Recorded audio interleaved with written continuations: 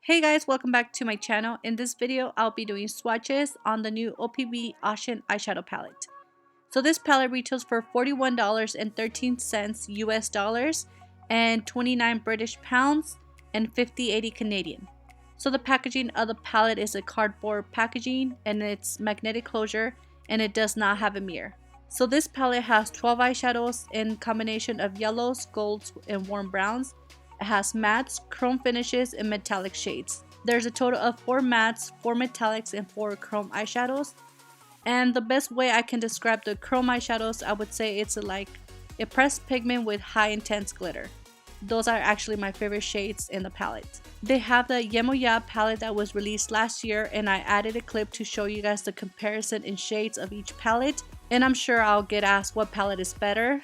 I would say, in my opinion, the Oshun palette is better. I guess because it has prettier shades and the eyeshadows seem to be better quality.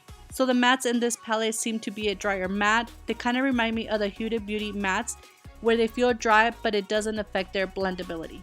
So I do have an affiliate code that will save you 10% off, and it's Dianis in all caps, and I'll have all that information down below. So let me know what you guys think about this palette. Are you guys planning on getting it, or does it even interest you?